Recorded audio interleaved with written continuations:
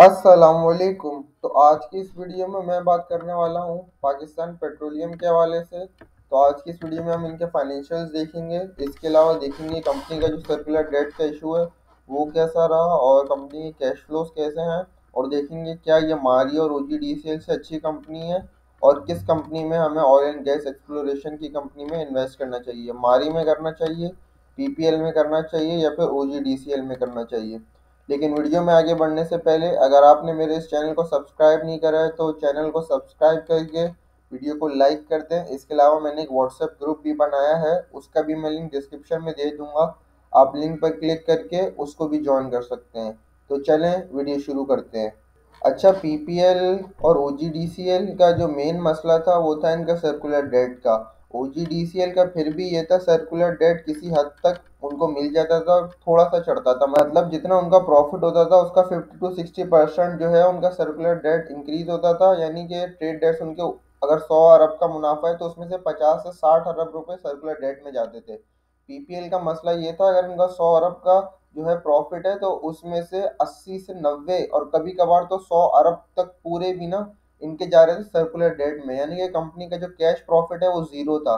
लेकिन अब ये है आहिस्ता आहिस्ता जो है ये चीज़ रिवर्सल हो गई है, क्योंकि ये है जैसे ही गवर्नमेंट ऑफ पाकिस्तान ने गैस के प्राइसेस को इंक्रीज करा उसकी वजह से जो है गैस की बिल्स की जो कलेक्शन है वो इंक्रीज हुई और जो इनका सर्कुलर डेट है वो आहिस्ता आहिस्ता कम हुआ। तो पीपीएल की अगर हम करंट प्राइस देखें तो 183.99 पे कंपनी का जो है शेयर ट्रेड कर रहा है। और पिछले अगर हम इसकी एक साल की रिटर्न देख लें तो 60% का पिछले इसका एक साल का रिटर्न है। ऑलमोस्ट ये जो है 114 से इसने 216 का हाई मारा और अब 183 पे ट्रेड कर रहा है। कंपनी का अगर पी रेशियो देख लें ट्रेनिंग 12 मंथ का, यानी कि ये 6 महीने और इससे पहले के जो 6 महीने हैं उसका अगर हम पी रेशियो देख लें तो कंपनी का बन रहा है 5.19 अनकंसोलिडेटेड बेस पे। नीचे आके अगर हम कंपनी का जो है फिजिकल ईयर एंड देख लें तो कंपनी का जो फिजिकल ईयर एंड होता है वो जून में होता है। इसके अलावा कंपनी का अगर हम मार्केट कैप देख लें तो 500 बिलियन का कंपनी का टोटल मार्केट कैप है। और टोटल नंबर ऑफ शेयर्स देख लें तो 2.7 बिलियन कंपनी के टोटल नंबर ऑफ शेयर्स हैं। अच्छा, इस कंपनी का जो मार्केट कैप है वो मारी और ओजीडीसीएल से कम है।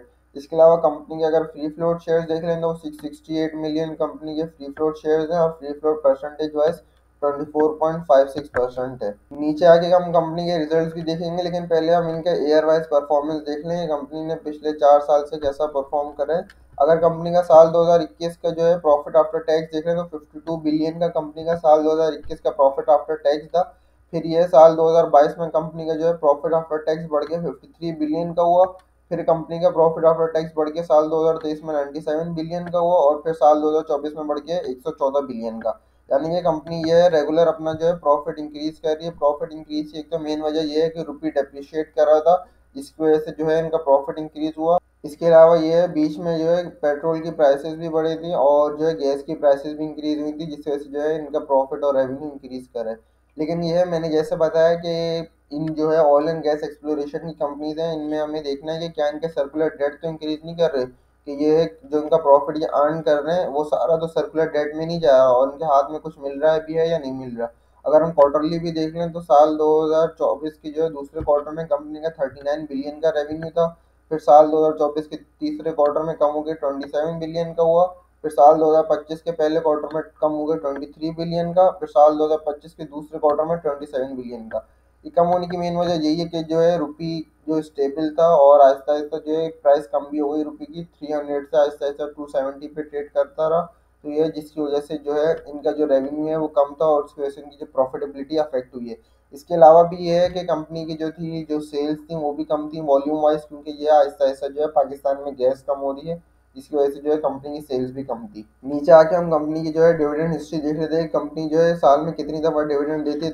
तो आप देख सकते हैं कंपनी की डिविडेंड हिस्ट्री जो है वो बहुत ख़राब है। ख़राब इसलिए कि कंपनी के पास खुद कैश नहीं था तो वो डिविडेंड कैसे देते हैं। अगर हम इनका देख लें डिविडेंड तो ये साल 2022 में के हाफ ईयर में इन्होंने ₹1.5 का डिविडेंड दिया।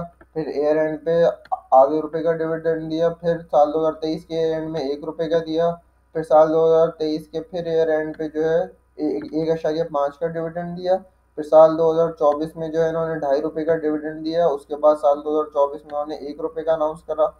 फिर साल 2024 में इन्होंने 2.5 का अनाउंस करा, फिर 2 का, और फिर साल 2025 में आप 2 रुपये का अनाउंस करा। तो आप देख सकते हैं जो है इनकी डिविडेंड जो है इंक्रीज कर रहा है। इंक्रीज इसीलिए कर रहा है क्योंकि इनके जो सर्कुलर डेट आहिस्ता आहिस्ता कम हो रहे हैं। अब आके हम इनके जो है फाइनेंशियल देखते हैं, कंपनी ने जो है इस दफ़ा हाफ ईयर में कैसा परफॉर्म करा। कंपनी के financial results for the half year ended 31 दिसंबर 2024। तो कंपनी का अगर हम डिविडेंड देख लेंगे, कंपनी ने कितना डिविडेंड दिया है, तो डायरेक्टर्स ने फिर दोबारा 2 रुपये जो है पर शेयर का डिविडेंड अनाउंस करा है। नीचे आ जाते हैं हम कंपनी के देखते हैं। इसके अलावा कंपनी ने कोई जो है बोनस शेयर या राइट शेयर इशू नहीं करे। नीचे आके कंपनी के जो है हम रेवेन्यू और प्रॉफिट देख लेते हैं कि इस क्वार्टर में कंपनी का कितना रेवेन्यू था और क्या प्रॉफिटेबिलिटी थी। तो मैं इसको थोड़ा सा जूम कर लूँ ताकि आपको ईजी हो जाए इसको देखना। तो कंपनी अगर हम रेवेन्यू देखें तो 72 बिलियन से कंपनी का रेवेन्यू कम हो गया 60 बिलियन हुआ। एक मेन मेजर मैंने आपको बताई भी है। नीचे आके जो है एक और स्लाइड पे मैंने खोली है कंपनी की जो डिटेल रिपोर्ट है कंपनी ने, उसमें भी बताया कि sales revenue decrease by 22 billion. और उसकी मेन वजह भी कंपनी ने बताई है कि कंपनी ने क्यों जो है सेल्स रेवेन्यू डिक्रीज हुआ है कंपनी का। तो ये उन्होंने बताया कि 8.1 अरब जो है वो हुआ है due to negative price variance, यानी कि जो डॉलर का प्राइस है वो स्टेबल रही थी जिसकी वजह से जो है इनको 8 अरब का जो है नुकसान हुआ है। नुकसान हम ऐसे नहीं कह सकते, लेकिन ये है जैसे इनकी सेल्स इसकी वजह से एक्सचेंज लॉस की वजह से जो इनकी सेल्स कम हुई है, तो एक तरह से इनको नुकसान ही हुआ है। इसके अलावा इनका जो 14.6 अरब की सेल्स इसलिए कम हुई है क्योंकि जो इनकी वॉल्यूम कम थी, और वॉल्यूम इसलिए कम थी क्योंकि आहिस्ता आहिस्ता गैस कम हो रही है और ये सप्लाई करते हैं सुई से गैस। तो जब गैस कम होगी तो जाहिर है इनकी भी जो रेवेन्यू कम होगा। नेगेटिव प्राइस ये बता रहे हैं कि करंट पीरियड्स में जो इनको जो प्राइस था पीकेआर का अगेंस्ट डॉलर वो 278 था, और पिछले साल जो था यही प्राइस जो था वो 287 था। तो आप देख सकते हैं इसी की वजह से जो है कंपनी का जो है रेवेन्यू डिक्रीज करे। इसके अलावा जो क्रूड ऑयल की प्राइसेस थी वो भी पिछली दफ़ा जो थी $87 थी, और इस दफ़ा जो थी वो $76 थी। तो ये दोनों रीज़न थे जिनकी वजह से जो इनका रेवेन्यू डिक्रीज करा है। और नीचे आ जाए तो कंपनी के ऑपरेटिंग एक्सपेंसेस देख लें तो 12.3 बिलियन से जो है कम होकर 12.2 बिलियन की हुई। इसके अलावा अगर कंपनी की रॉयल्टीज देख लें तो वो 11 बिलियन से कम होकर 9 बिलियन की हुई हैं। और अगर हम रॉयल्टीज इसलिए कम है क्योंकि कंपनी की जब सेल्स ही कम थी तो जाहिर है रॉयल्टीज भी कम है। इसके अलावा अगर हम इनका ग्रॉस प्रॉफिट देख लें तो 48 बिलियन से कम होकर 39 बिलियन का हुआ है। मेन वजह इसकी यही है कि कंपनी का जो है रेवेन्यू डिक्रीज कर रहा है। नीचे अगर हम कंपनी के एक्सप्लोरेशन एक्सपेंसेस देख लें तो 6.5 बिलियन से कम होकर 5.1 बिलियन क्यों है। लेकिन ये है कंपनी का अगर एक्सप्लोरेशन एक्सपेंस ज़्यादा भी होते तो कोई मसला नहीं था, क्योंकि जितनी ज़्यादा कंपनी एक्सप्लोरेशन में इन्वेस्ट करेगी पैसा उतना ही ज़्यादा ये लोग तेल और गैस निकाल पाएंगे। नीचे आके इसके अलावा कंपनी के अगर हम एडमिनिस्ट्रेटिव एक्सपेंसेस देखें तो 963 मिलियन से बढ़ के 1.6 बिलियन हुए हैं। जाहिर है कि आपको सैलरीज इंक्रीज करनी थी क्योंकि इन्फ्लेशन काफ़ी ज़्यादा थी इस टाइम पे। इसके अलावा कंपनी के फाइनेंस कॉस्ट देख लें तो 406 मिलियन से बढ़ के 645 मिलियन की हुई है। फाइनेंस कॉस्ट इसलिए बढ़ी हुई है कि कंपनी ने जो अपनी बोरोइंग्स इंक्रीज करी होंगी। इसके अलावा अगर शेयर ऑफ लॉस देख लें तो 388 मिलियन से बढ़ के 823 मिलियन का हुआ है। और अगर अदर चार्जेस देख लें तो 5.1 बिलियन से कम हो गए 2.8 बिलियन के हुए हैं। और कंपनी का अगर हम ऑपरेटिंग प्रॉफिट देख लें तो 35 बिलियन से कम होगा 28 बिलियन का हुआ है कंपनी का जो ऑपरेटिंग प्रॉफिट। अदर इनकम भी देख लें तो हम 3.9 बिलियन से कंपनी की जो अदर इनकम बढ़ी है 8.8 बिलियन की हुई है।